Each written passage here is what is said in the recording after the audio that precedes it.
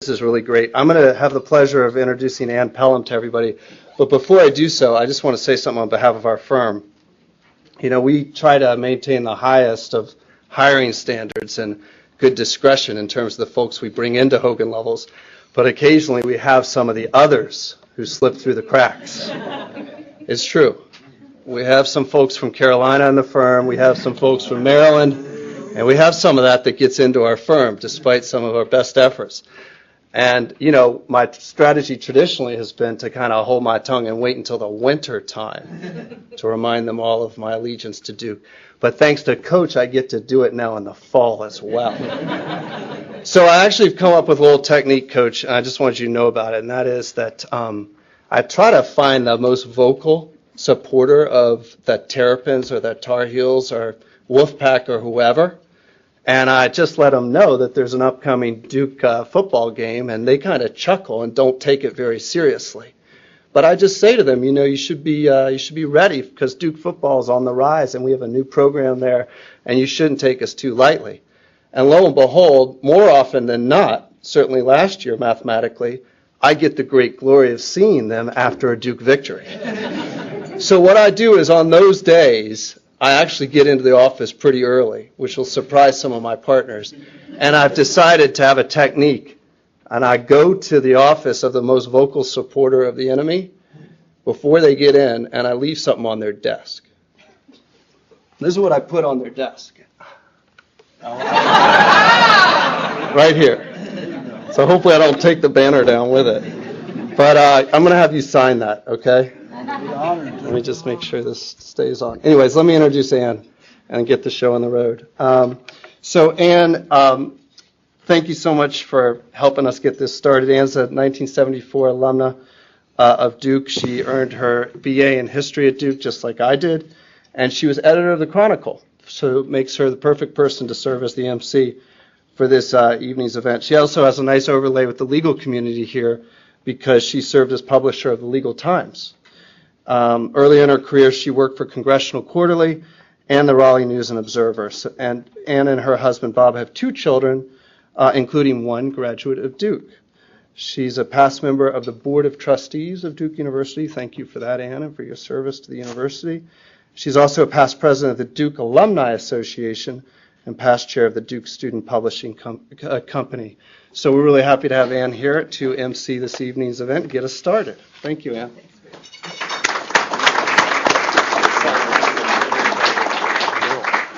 Thanks, Bill, for your kind words, and thanks again to you and the firm for giving us the chance yet again to use this wonderful space.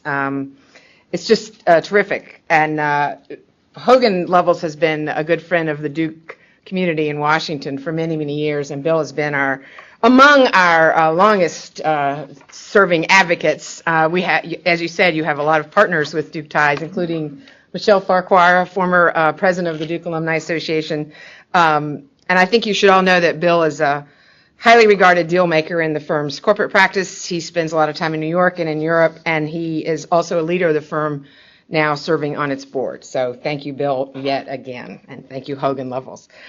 So welcome, and thank you all for coming out in the rain, for tonight. We're going to have a conversation with the coach, and we're going to hear from David Cutcliffe on resurrecting Duke football. From what Bill said, it sounds like it's alive and well and doesn't need any more resurrected. Let me just recognize a couple of folks in the audience. John Koskinen, a former chair of our Board of Trustees, if you'll just raise your hand. John and I are partnering along with many other people and lots of ambassadors to try to get all of you into the DC Convention Center on June 1st as we launch Duke Forward, the new campaign, and Sterling Wilder is going to say a little bit more about that. I'll just say that one of the things we need to do is beat the number they had in New York, which was 1,000. So tell all your friends and family that you've got something for them to do on June the 1st. As Bill said, 2 Duke institutions have partnered to bring us together this evening. The Duke Alumni Association and Duke in DC, and the Chronicle. It's a second date for the DAA and the Chronicle. They hosted a sold-out election preview at the New York Times building in Manhattan last fall.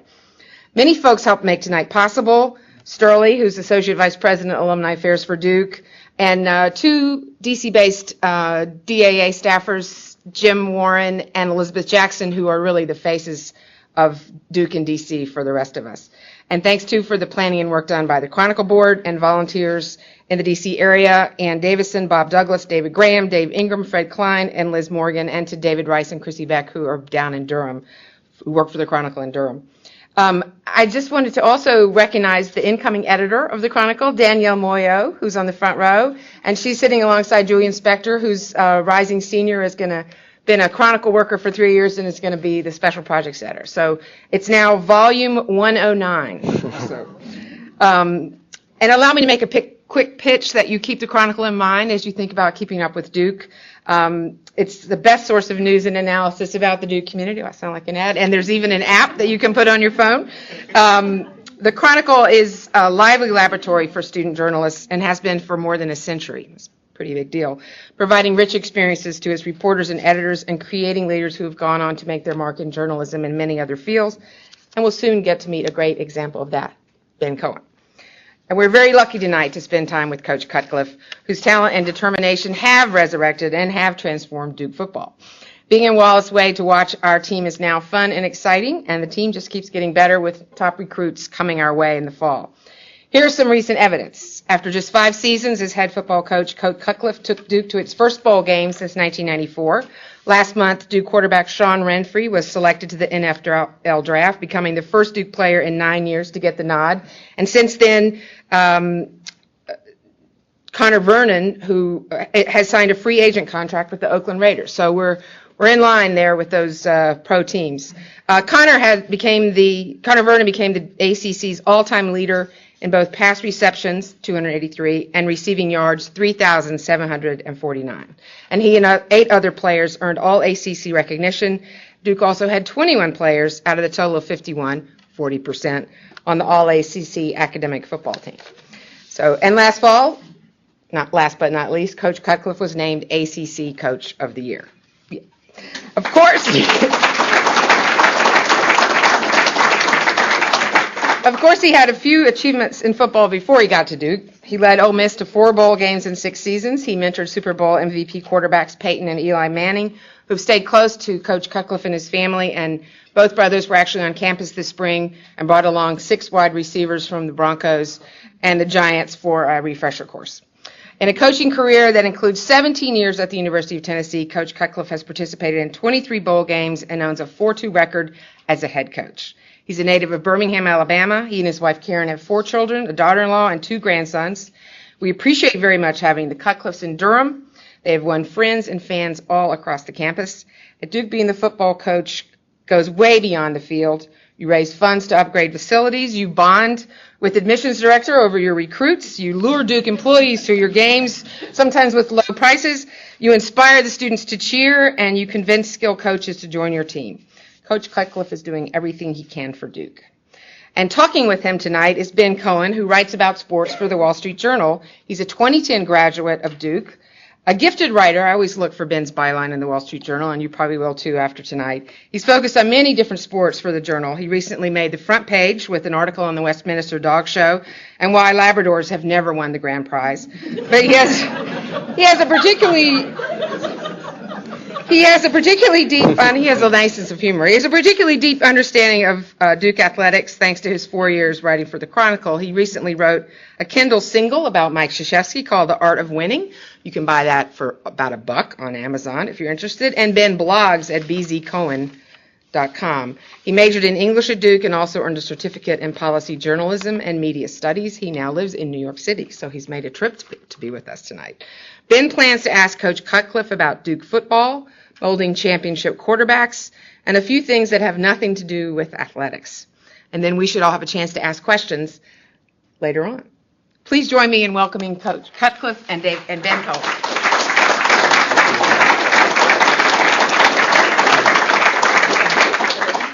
Thank you, Ann, for that lovely introduction. You coach the Mannings? I've never heard that. No, neither have I. I know how to pick them. So we've known each other for about 5 years now, since before you coached a game at Duke. A lot has changed since then, mostly with you and with the Duke football program. We recently spoke, and you were saying that you looked at this last 5 years as really a 5-year period, ending a 5-year cycle. At what point in those 5 years did you realize for the first time that maybe you weren't completely crazy for taking this job? Should I say the first time I met you? Well, I think you're lying if that happens. I'm gonna say this before I will answer your question. I'm not gonna be difficult for you.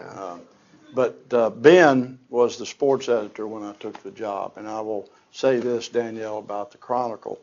The Chronicle itself taught me a lot about Duke University. It's the first thing that's brought to my desk when the Chronicle comes out in the morning. And I read it thoroughly, not just the sports, Ben. I did thoroughly read the sports, but it taught me a lot about Duke. It taught me a lot about the different perspectives of so many students that were involved there, not just the football student athletes. We get pretty isolated as a football coach, and it's a different perspective that when you meet students from different areas. And Ben was just an incredibly gifted writer. I saw that right off the bat. Spent a great deal of time with him. I met a gentleman by the name of J.R. Morinder, who's a very accomplished author. And when I heard what J.R. had to say about Ben was worked with J.R. as he did Open in writing Open for Andre Agassi. And he said that Ben Cohen's the most amazing person I've ever worked with. And so that tells you a little bit about Ben. So why I wanted Ben to be a part of this. We kind of can always get in different directions, and I think you'll hear a pretty honest chat. And I mentioned the 5 years to Ben. And when I came to Duke, I came in the middle of the night, literally. And I had my doubts, and the reason I arrived in the middle of the night, Joe Oliva was the AD at the time, and they called me and asked me if I'd come over to interview for their head football coaching job. And I talked with my wife, and I said, yeah, I'm going to go over and talk to them. And they offered to have a plane come pick me up and fly me in, and I said, no, that's all right, I'll just drive. And being who I am, I had a white pickup truck at the time, so I got in my pickup truck and I drove across the mountain.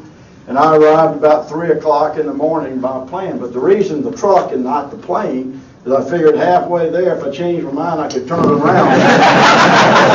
I knew I wasn't going to interview for Mike Krzyzewski. So I got there, and I was able to pull into the concourse of Wallace Wade in the middle of the night. I'm like, the stadium's open. And I got out, and I started walking around, and then the housekeeping people started coming in, and I went over to what I know now is the main quad, and went to the chapel, and I was just taken by everything that I saw. I was really impressed with a number of the people that I talked into housekeeping, that they had pride in Duke University. They had some ownership. I talked to a couple of ladies that had been at Duke for 28 years, very proud of their work. It meant something to me. I was interviewing them. They didn't know it. They had no idea who I was, And so that kind of began my time with Duke. Now, when I started looking at the facilities, I went down to the practice facility, and we had a 75-yard turf field and a 75-yard grass field. At that moment, I said, well, the problem's easy. If we get to the 25-yard line, nothing happens after that. So, and I went over this building, this block building. I thought I was at the filming of, you're not old enough to have seen Paul Newman and God dang, what's the name of the movie? Louisiana Prison. Cool Hand Luke. You ever seen Cool Hand Luke? Okay. I thought I was at the filming of Cool Hand Luke. It looked like a Louisiana prison building in 1950. And there was grass behind it grown up higher than the building. And just me, I went by myself. I picked up 138 Gatorade bottles that had been thrown and trashed into there. BJ, can you imagine that? Players at Gatorade break, they're chunking the bottles, Well, that lit me up. So sounds like you were really sold on the job. already taken the job. This was 2 days before the players reported, and then the players reported, and I had the whole staff hired. I said, all right, guys, we're going to let the strength staff go work them out. We're just going to watch. And this is an absolute true story. So we go down to that 75-yard practice field, and I told them, I said, y'all just put them through a normal workout and let us watch. So I got 9 full-time assistant coaches, myself, and they start this thing. And I'm looking over at the coaches like I'm waiting on one of them to bolt for the gate. We were awful. And I stopped it about 16 minutes into a 30-minute workout. And I said, that's it. I called them up. And I said, everybody up, everybody up. And they all came running in, everybody looking like, what's going on? And I said, this is awesome. This is the greatest thing I've ever seen. They started sticking their chest out. This cat really likes us, you know. And I said, you guys are the fattest, softest football team I've ever seen in my life. I knew we were going to help you. I had no idea we would help you this much. So, it was crazy. But you know, you solve these challenges. You know what that team did? And this is amazing. That team collectively, from that date, which was January 9th, 2008, and you know this, August 7, 2008, lost 597 pounds collectively. They got their butts in shape. We hadn't won a home game since September 17, 2005, and we went out and beat what was the defending national champion, James Madison, and the FCS beat them 31-7 and played good football. So at that point, and Thad Lewis and Vince Ogabasi, the older guys buying into what we were doing, I knew we had made a right decision. The difficult times come when the stadium's a little empty, when recruiting is a little hard because not only do the prospects not remember the wonder years of Duke football, their parents don't now. You know, I'm in a generation of parents that have no memory. So those moments hit me hard for a couple of 3 years. A Saturday when I think maybe we lost a close game, that maybe if the stadium had been full, if we had the atmosphere that you got in Cameron, I mean, how many wins in Cameron have been because those of you that have been crazies, that atmosphere, that creation of that atmosphere makes a difference. How many were at the North Carolina game this past season? If you were there, raise your hand, please. Hi. Because, see, not enough of you. But let me tell you something. Without that crowd, and I should have brought a video to let you see what it was. Without that crowd, we don't win that game.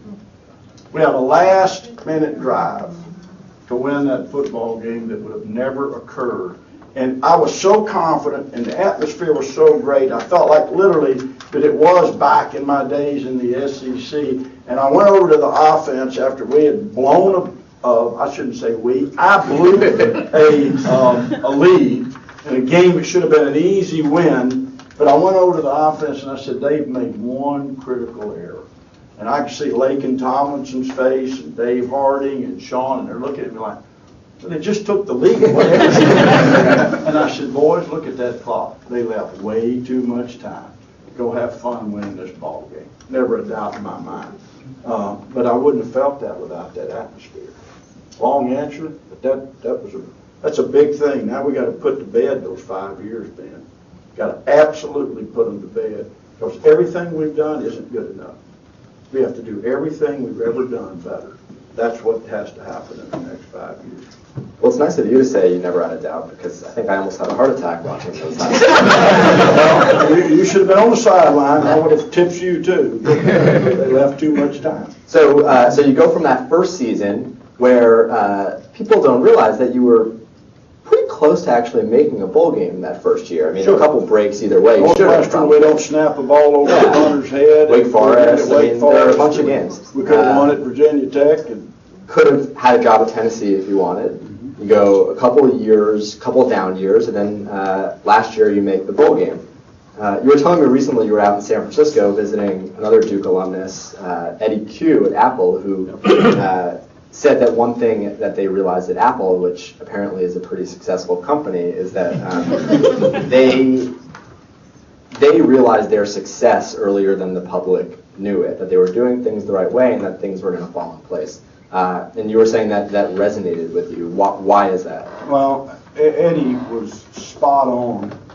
He said that we were successful way before the public knew we were. And he said the reason is that we knew we were doing all the right things. All the right things.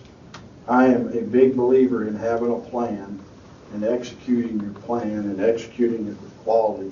We've been doing right things since day one. We've got incredible people. Every area, every aspect of our program gets better every day, whether it's the equipment room, little thing. You guys wouldn't know this. I was so hurt for our players previous, and BJ, you appreciate this. Go in.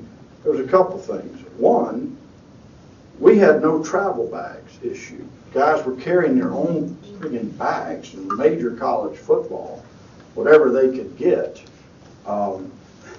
We were giving them one pair of shoes. We were chincing things. So we had a big issue there. We had a guy that wasn't, well, first of all, go in the equipment room. The equipment guy's got East Carolina screensaver on his computer.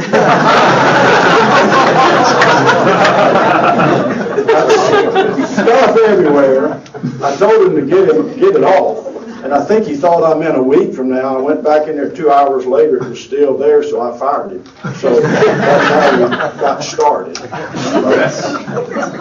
We got our guys' travel bags, and then we go to Virginia Tech, and we're literally playing. It's 8 degrees at night in November.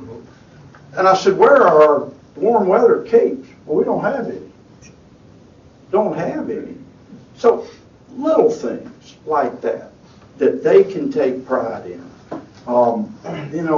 Putting a couch in the locker room or a flat screen TV that looks something like a major college football program. So, the whole emphasis is on the student athlete, on the player.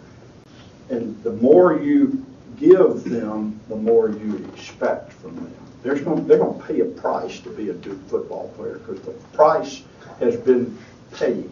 How many of you, I know I've already seen a few, former Duke football players, stand up, if you will. Don't raise your hand, stand up. Just give them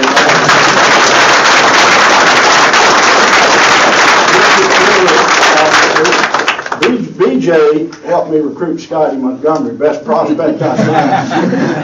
Scotty's back with us from the Pittsburgh Steelers. And it's been a big thing for me personally, but it's a great thing for Duke. He's back as associate head coach, and BJ and Scotty. We all roommates or just best of friends? Best friends, best men in each other's weddings, and godfather to each other's kids. Scotty is an incredible human being, but he's even, he does everything extremely well, recruit, coach. But thanks for your help in that regard, because I know he called you immediately after I called him. So thanks. Thank you. Appreciate that. But there's been a lot of people pay a lot of prices to keep the program moving, and now these guys, the expectations have changed. So you get some capes, you get a couch, you go to a bowl game in December, and you said something really interesting. I think everyone here knows that you didn't win that game, but a couple months later you said you didn't win the game, but everybody who watched that game knew who the better team was, and I think that was totally right. I think that you really outplayed the other team in that game, and it was it was a great game, and deserved to win as much as any team. But I guess the real question going forward that everyone wants to know is how does that bowl game shape the next 5 years? Well, it's already shaped us in recruiting. I go in January, obviously all over the country recruiting, and whether I was in California, Texas, every school I'd go into, the impact of being on ESPN Bowl Week, we were the only game on television. So every school, people would say, golly, y'all are really good. Like they've seen us for the first time. So that just changed everything in recruiting right off the bat. But put up some points too. Yeah, people like to see the yards and the points, and the thing then the benefit of it is really this, it's inside. And it may even been better that we didn't win for this reason. The hunger remains. But what they found out was they prepared so well. They did everything we asked them to do. We were so well. Cincinnati's a 10-win team. They're a good football team. And we made them look average a big part of that game. But our guys understand now how to prepare for a bowl game, how to handle themselves at the bowl site. They had fun, but yet they held it in road where their focus was on winning that football game. Everything happened right except winning. Now, the thing that I've told them in similar lines, it's not good enough to be 6-6 and go into a bowl game hoping you win. What you do is you build a program, you build a team that you know you're going to win your bowl game. You go in as a little bit more of a powerful team, as a powerful entity with a little more confidence. You're playing really good teams when you play in bowl games. But I've watched bowl games for 3 years previous to that at Duke, and felt like even with our two teams that won 3 games, and then certainly the team that won 5, Thad's senior year, we were better than a lot of bowl teams I was watching on TV. And so the satisfaction of just being one of those and people seeing how good we are changes the way people view our program. But also the Duke people, and there are people probably in this room, and I don't hold it against you, maybe the only game you've watched Duke play football yourself in the last 5 years. You know, nobody's going to raise their hand on that. That could be the case because it's bowl week. It's unique. It's nothing. There's no other show in town. You know, we were the only team home, so it's huge. And Charlotte was a great venue, incredible. For those of you that came to the bowl game, wow, what an atmosphere! So you work on something for 5 years. Most people who accomplish that kick back. You go to the beach. You sip some pina coladas. I think that you went the exact opposite way. Absolutely.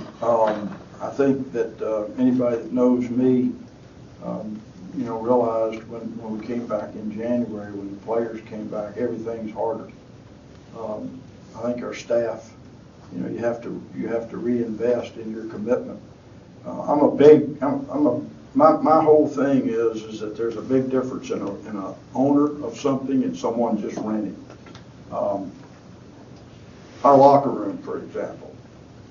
When I walk through a locker room, Ben, I can look at a locker and tell if a player's owner or if he's right now a renter and how well he takes care of his space.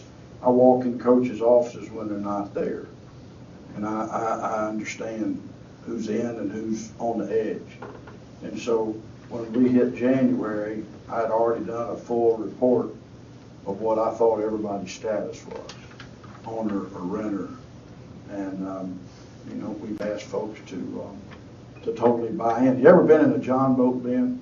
Probably not. Not, no. All right. Well, anybody know what a John boat is? It's a little aluminum boat, okay.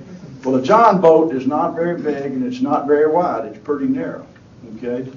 And you really start understanding the term get both feet in the boat. When you got 1 foot on the dock and 1 foot in a John boat, you better make up your mind to get on one or the other because what's going to happen is you're going to end up wet. If somebody asks you to go for a ride in a John boat, get both feet in it right off the bat. I want everybody to have both feet in the boat. Does that make sense?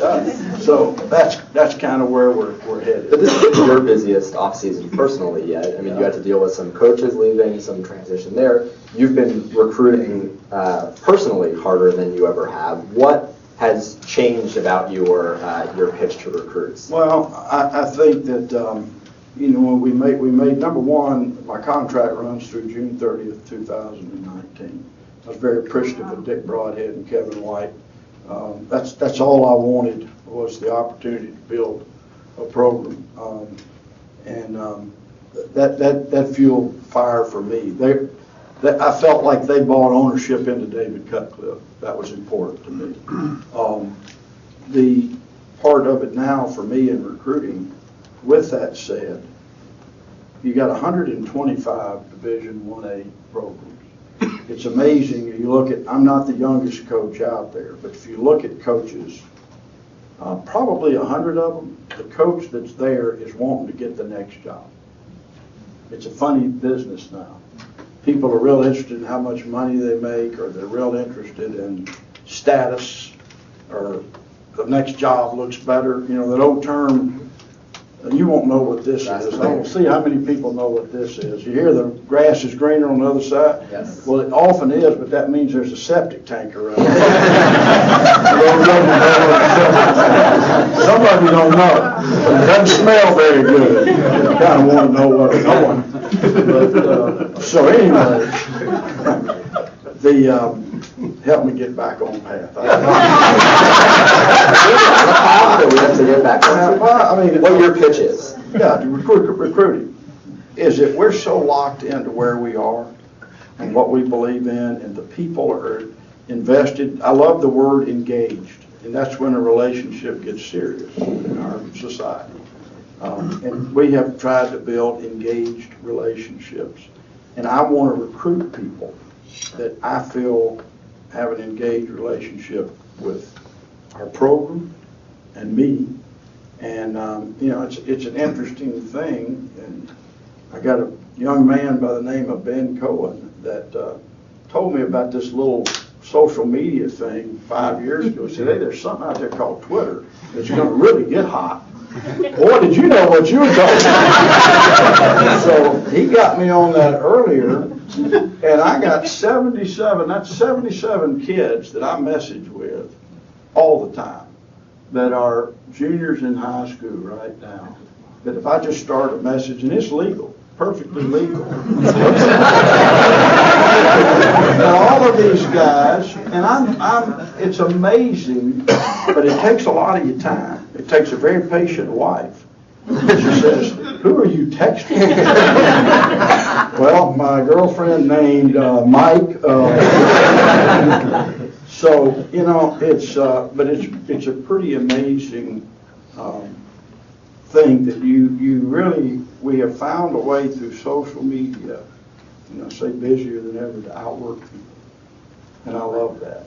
And when I was 15 years old taking high school physics, there was a formula that just hit me dead between my eyes. And I still use it today, and it's P equal W over T.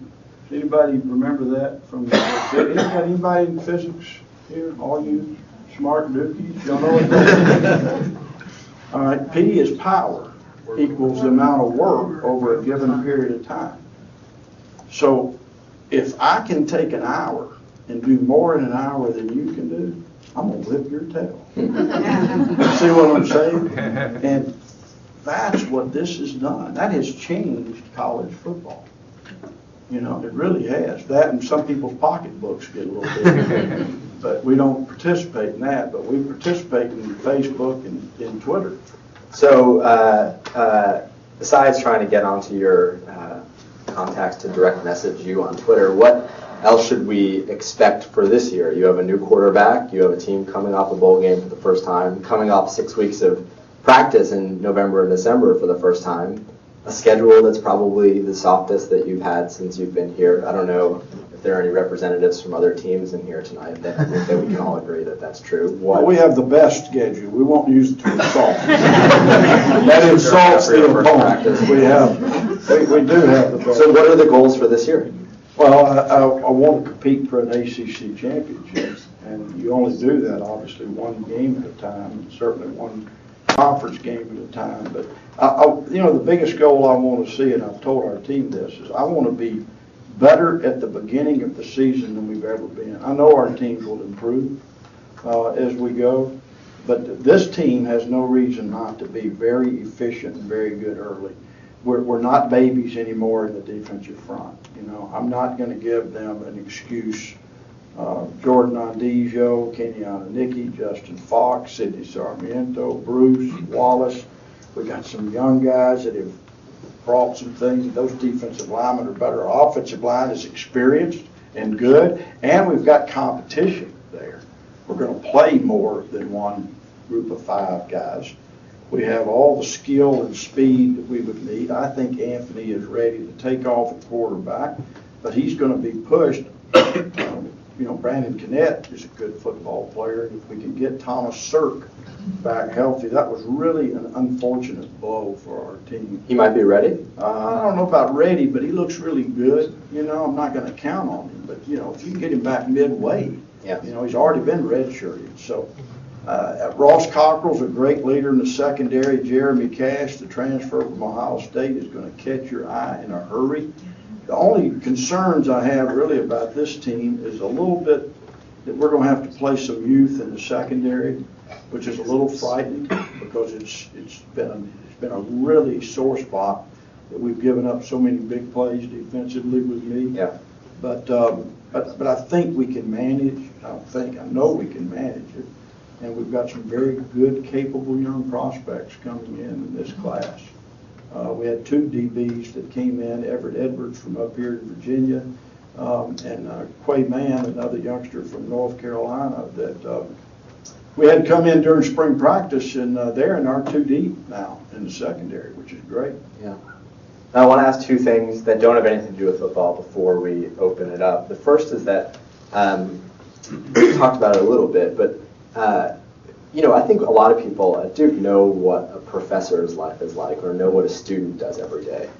Take me through a regular off-season day for you. What time do you get to the office? What do you do every day? What time do you leave? I mean, what is your life like during the season or the off-season? All right, which one do you want?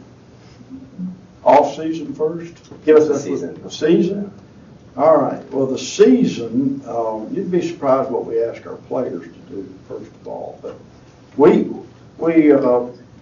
come in, we work on Sunday and Monday, but let's start a Tuesday, Yeah. a real practice day. I get in usually about 4:45, somewhere in there. I like to get a little bit of exercise, kind of juice things up for me before the players start coming in. The players start coming in at 5:45, 6 o'clock, somewhere in that range. We have a first meetings at 7:05 a.m., dressed and ready, which means those players have to be taped, have their football pants on, everything but their shoulder pads. We have a team meeting, and then we go into special teams meetings, and then their individual offensive and defensive position meetings.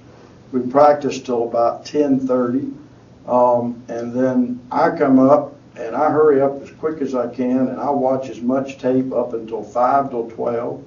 At 5 to 12, I get in a golf cart. I go back down to the Brooks football building for a press conference. Now, is that Duke tape or opponent tape? Duke practice tape, what we just shot. Our video people are incredible. I watch that practice as much as I can there, go back down there. Then I come up after that. I get back up there. I do part of my television show. So I'm down there from about 12 to 1:30. I come back up to the Yo, meet with the offensive staff at 1:45 or 10 till 2. We do third down planning. I finish anything critiquing the morning practice. That Tuesday morning practice is associated with first down, second down, and red zone. And so we do that. Then I go over to the defensive staff and meet with them from 4 to about 6. They break and go to dinner. I go from there, go over to the Washington Duke, do an hour radio show, and then I come back to the Yo and watch tape till whenever I get tired. And then I go home, and everybody's asleep when I get home. So that's kind of a day.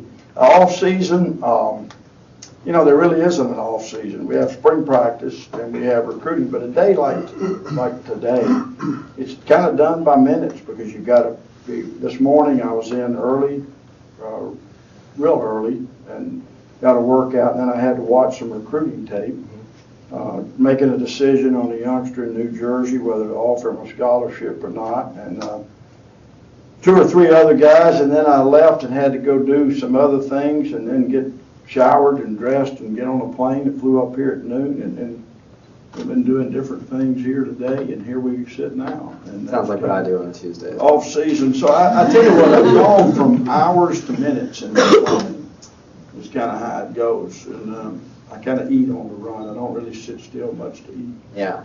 Now, the last thing I wanted to know is I did a very short story a couple months ago before the BCS championship, where it seems like, not to name any coaches in particular, but it seems like to be really successful in college football, you have to be kind of a miserable guy to be a coach. A lot of coaches aren't happy. One coach said to me, happy? I don't know if that should be everybody's goal in life. Say it. Yeah, I don't think that you really subscribe to that theory. I don't know that you're content with where you are, but I think that you're happy to be doing what you're doing more so than other coaches. Why, or how did you get there? Well, you fail, you smile, and you keep going. You win, you smile, and you keep going. The key to all of that is to smile and keep going. Why do you have to act miserable if you're failing? Everybody knows you don't like it.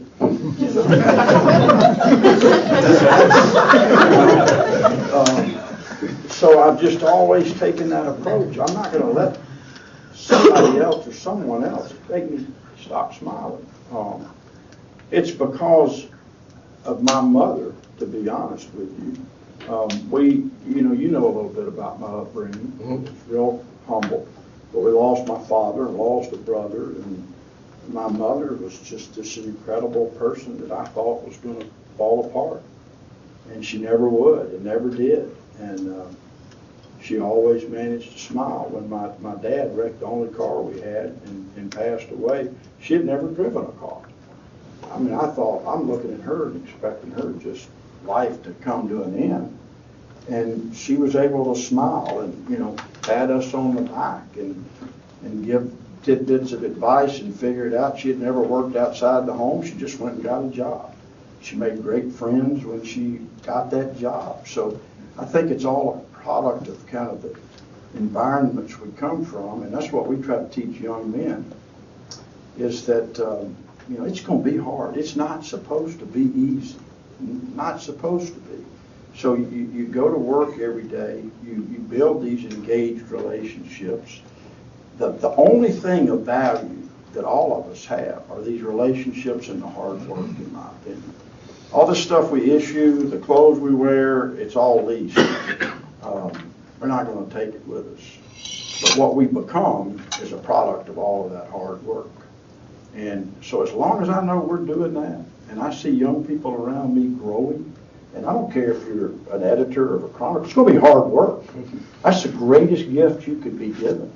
Absolutely the greatest gift, because that's lasting. That becomes a part of you and your children if you choose to have some. So am I going to be down? I can't stand to lose. I used to get whippings about being a miserable sport when it came to sports, when my daddy was living. Because I'd throw rocks at my sister if they beat me or whatever. But that's the truth too. But it's not going to define you. That's the key to this thing. And guys like that they're needing somebody to say, man, you're special. Do you understand what I'm saying? Boy, you're different. You're this, you're that. They can have it. I'm glad that Duke's campus isn't made of rocks or bricks or anything. No, I could throw them now. That's a pretty good picture. I had one, I hit my sister, and I really got a whipping. It's actually stuck in her head. And on that note, we'll take Got your rocks back there? Sometimes there's just not enough rocks. What movie?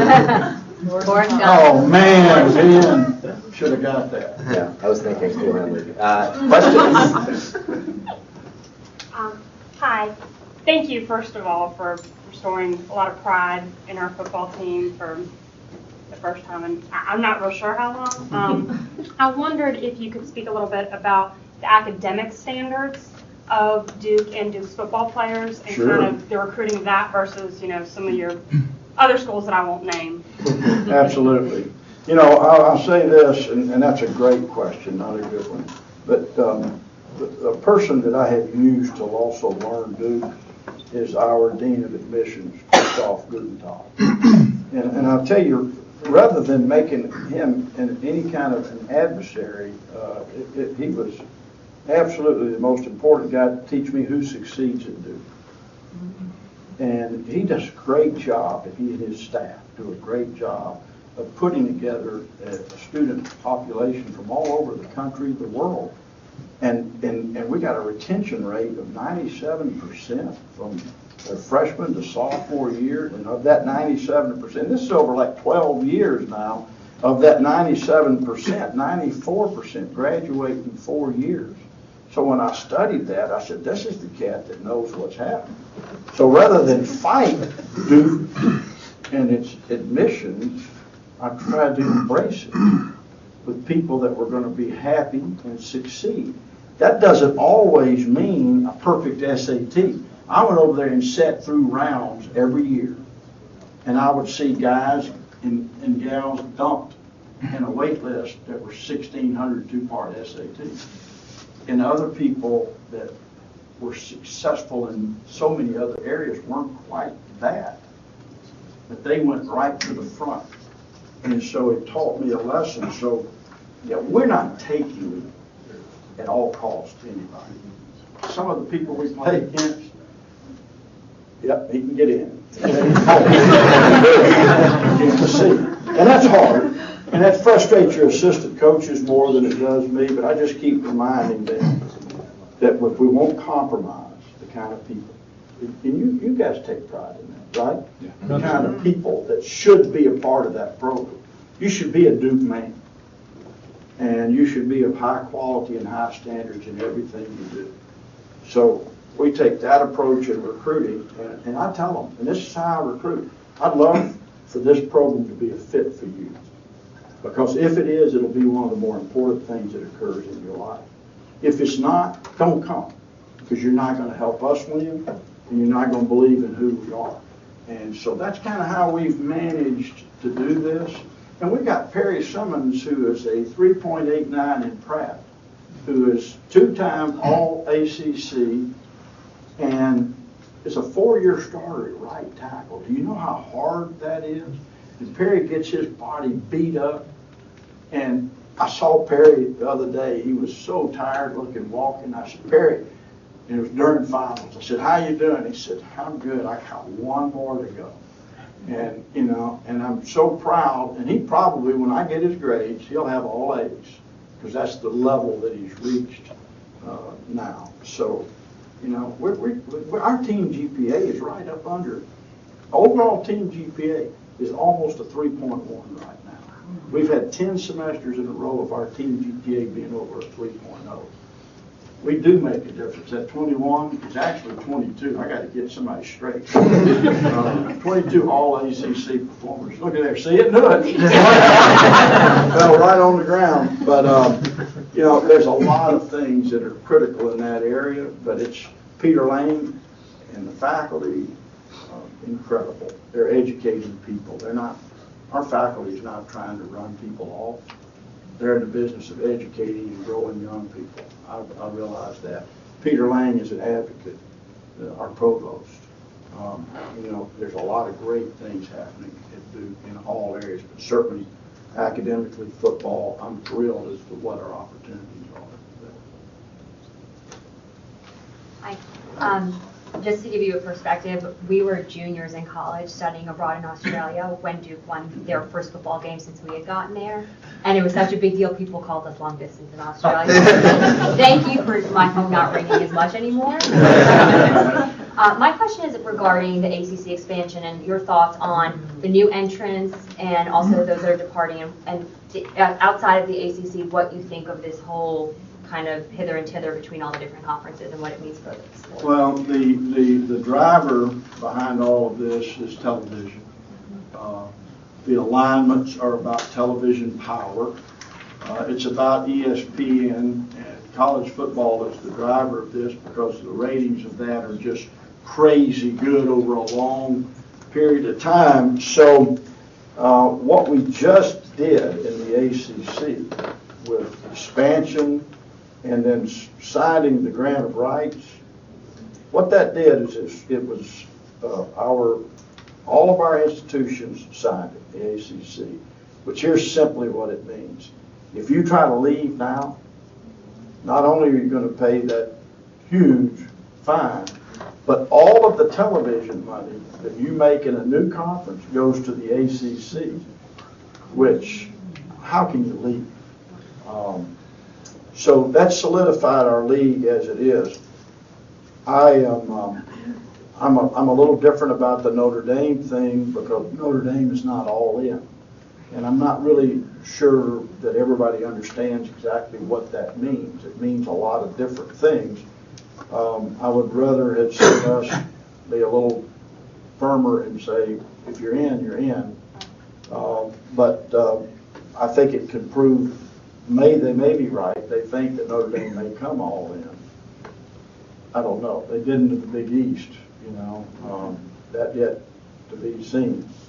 But the television market that we have from Miami all the way up through upstate New York is pretty incredible. I would love to have seen us be aggressive and get Rutgers because I think it could have been a fit from a television standpoint for the city. But I think the ACC's on good footing. The rest of the country, it's interesting. The Southeastern Conference is its own animal right now. They've got exactly what they want and nothing else. They're not recruiting anyone else. The Pac-12, I would say, is fairly stable. The one that still remains to seem unstable is the Big 12 or whatever they are now. And then the Big 10, who's the big whatever they are, I think is probably stable. But I'm not sure that they're going to have the television market that they think they're going to have either. So ESPN will declare the winners in all of this eventually. And I think we're in good shape with ESPN. We'll be fine. And you have to have it. We can't fight it. It's the only way that you're going to subsidize all the sports that all of us have is that television money. Got to have it. There's really no one left to poach anymore either. All four except the SEC have the grant of rights, which makes them all pretty much worthless for the next 10 years. Yes, so, it's a great job done. Really, Kevin White had a big part in that event, huge part in it. And he is pretty special, our director of athletics, pretty special guy. Gabe? Coach, a quick comment and a question. I like that you mentioned the James Madison game in 09. Ben and I were juniors at the time. We had gone 1-23 the previous 2 years, and one win was away, so we hadn't seen a win in Wallace Wade. So that was a great experience. And we chanted BCS at the end of the game. I don't know. Coach, my question is about money. I was curious on your thoughts about paying Division I athletes, particularly in revenue sports. Well, we already do in so many ways. And you would have to make a decision if you're going to add a little stipend. You could only get away with doing it in the revenue sports. And we're already really strapped in the athletic departments. But we have funds. Okay, first of all, if you're a needy student, then you qualify, like any student does, for a Pell Grant. They get that. And even in the eras, it's more money than I got when I was in school on scholarship. But they get that. We have a needy student fund. We're able to pay for if a player gets hurt and has to have surgery, we can fly his parents in. A lot of people are uneducated into what we've been able to do to help players. If a needy student needs a sport coat and a tie for certain events, we can purchase that for them. So, these guys are pretty aggressive. I'm looking at it realistically. And they're 18 to 22. Do I want to give them drinking money? Not no, but hell no. You understand what I'm saying? So that's a serious issue that people don't think about, A few guys grinning about there, yeah, that'd been nice. While we're on a topic like that, we're in Washington. A lot of people, up to and including the president, has cast doubt about the future of football with head injuries. Are you worried about the next 25 years of football? Yeah, I worry about will it be a sport in 25 years? Yeah, I don't think there's any question it will. Number one, I have 38-year study going. I've been in this 38 years as a coach. 38 years. I don't know a single player that I've coached that's had an issue beyond football. Not a single one. That gets a lot of notoriety And there are a lot of case studies. There are a lot of, people that have, very famous people that have committed suicide or whatever. So my first question is it happening to anybody that doesn't play 10 or 15 years in the NFL? First question. But that's not even the most important part. I think the president missed it in the fact that of course he's got girls, but the values associated with playing high school football, and it's a large number of boys, the values of playing sports, period, like lacrosse or volleyball even, which there are concussions. Where do you want your children? And how many other pitfalls are there in life that are that much more dangerous? I'm going to give you a dangerous pitfall in life, those of you that are parents, because I've seen it. I was a high school coach before I was a college football coach. I heard this line from parents all the time. Well, I'm going to buy them a car, but I'm going to make them pay for their insurance and make them put the gas in it. And so what they did was a lot of those kids like that quit extracurricular activity. They got little jobs. They got a little bit of money in their pocket, working, bagging groceries back in the day or doing something. And the next thing they know, they were hanging around kids that weren't about education. And they headed off in areas and never went to college. They started drinking at 15. You understand what I'm saying? So before we just centralize head injuries being so traumatic, let's think a little bit. What would it be? What would existence be without football? What are the values that are coming from it? We've had a lot of successful people in the arena of politics, important people, Gerald Ford being one of them. And you can argue his politics, maybe he had a concussion, one too many. I don't know. That depends on your party. But let's not generalize statements like that. The NFL is in an entertainment business, so they're making it look as if they're the only ones doing studies, and they have the biggest problem. But they've got to do a real marketing.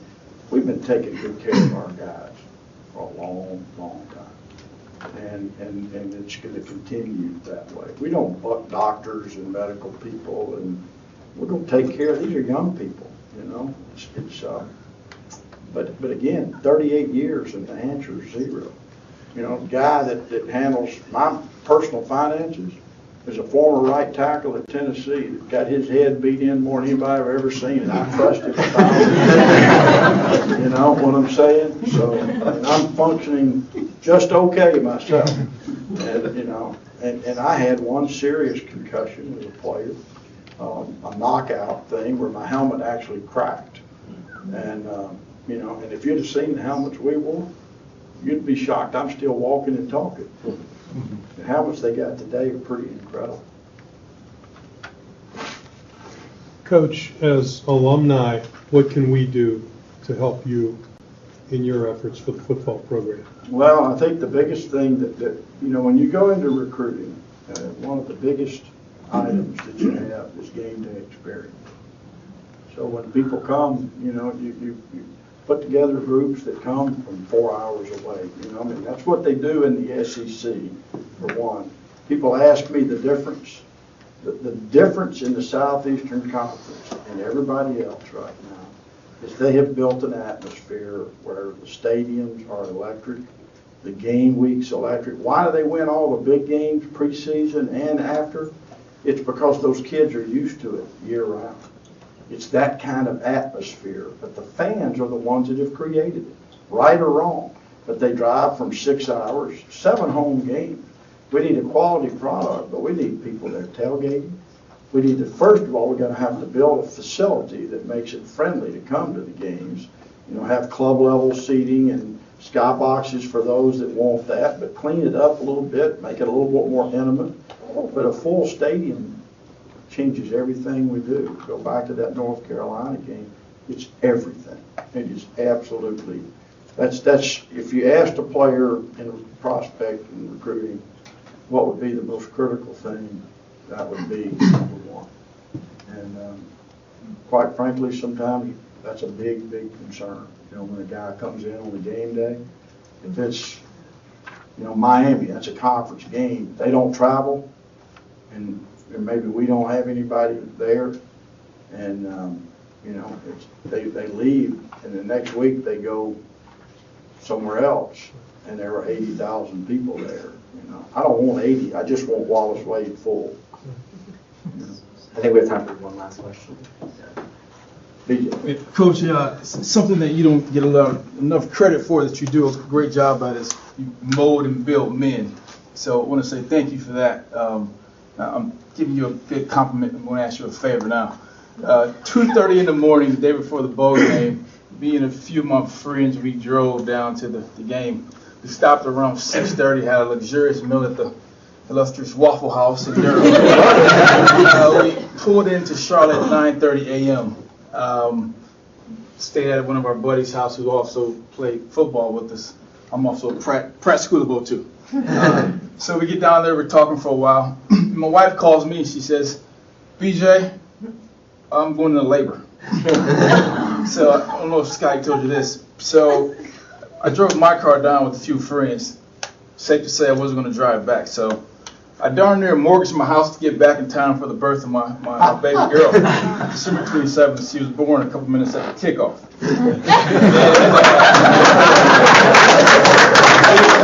This is a text from one of my teammates during the game. He was we were going back and forth, and obviously I stopped, but exactly. Said, my wife went into labor and I flew back this afternoon. Just had a baby girl. What's the score, bro? What? You just had a baby? By the way, score is 35. Up 7 minutes left. Ha ha. Here comes the favor. I need you to write me a permission slip to take my 1-year-old baby girl next bowl season to a bowl game. I need that written to my wife. Scotty, You got it. We will deliver that in a special package.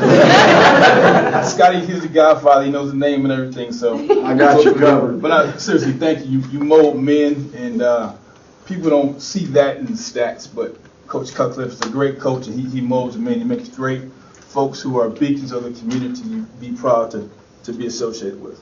I appreciate that.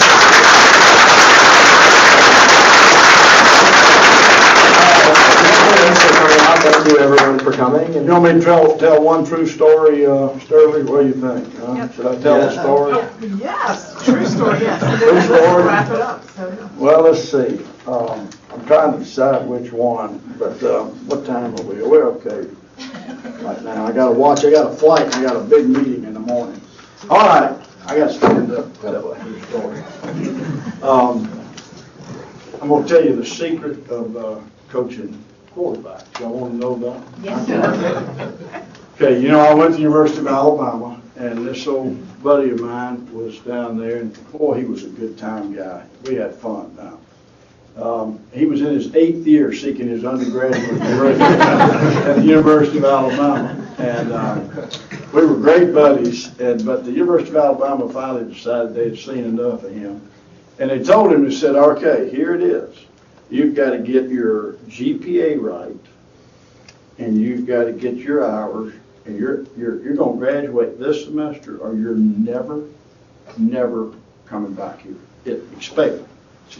So he comes down to this one class. It's a lecture class, big auditorium, 200 students, and he's busting his tail, and he is working whole semester. Never seen him anything like this. Totally committed to it.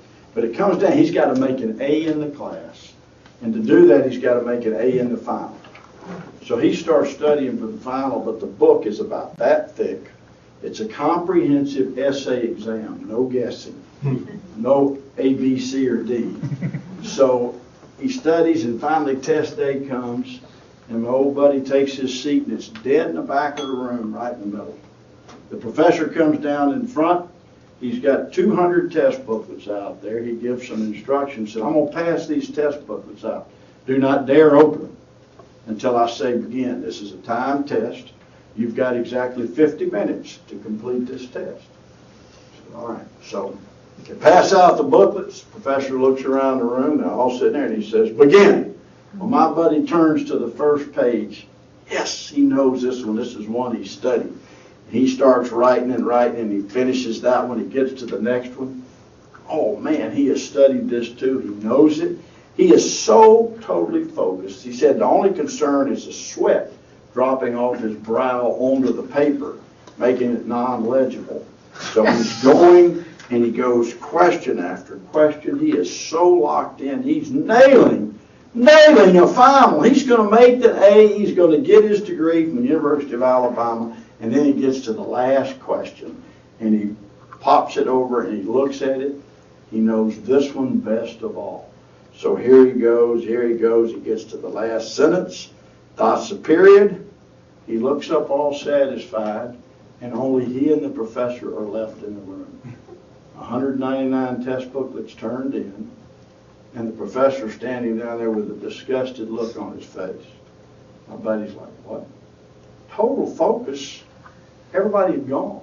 The professor said, young man, I do not appreciate you ignoring me. I have told you time's up for the last 4 minutes. That's an F. I'm not accepting your paper. My buddy said, oh, professor, you don't understand. He said, I don't understand. I don't appreciate it. I said 50 minutes and I meant it. My buddy says, please, professor. And he walks down and he puts his paper out right up under the professor's chin. He said, pick any answer. Or look at all of them, but pick any. And you will see that this is A work. It is absolutely A work. Just trust me. Professor said, no, it's an F. I'm not looking at it. Well, my buddy got right up in his face, and he went to him, he says, you know who I am? And that professor got a little weak-kneed with this challenge, like, oh, God, is this the president's son? And then the professor regains him his exposure, and he says, I have no idea who you are, nor do I care. And my buddy says, good. He goes over to that stack of 190 and runs out. Everybody can be a good quarterback when everything's going great. It's making it happen when everything goes against you. You see what I'm saying? So I like that. That's what I call fast twitch thinkers. And that's what you're hunting. So I appreciate you listening. The next time I come up, I got a lot more true stories to share that are even better than that one. I'll have one or two about Ben Cohen that could be interesting.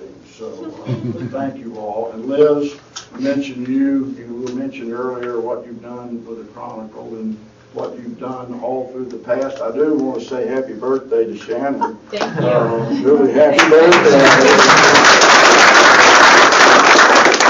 But thanks to all of you for coming, and Bill, I'm going to sign your helmet. We are going to kind of leave when y'all finish pretty quickly, not rudely, but I have got a flight, and I have got 2 big meetings in the morning, and I can't miss them. So we got to get to the airport. We got a commercial flight, not a national, and I know y'all can appreciate that, what that's like. So I'll sit down and hush. So thank you.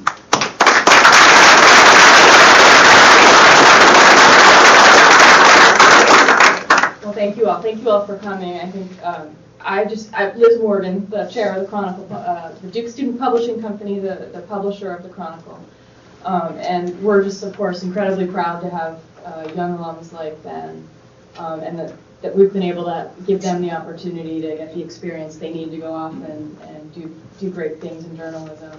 And then, of course, just how proud to be associated with an institution that employs a man like David Cutler. You just really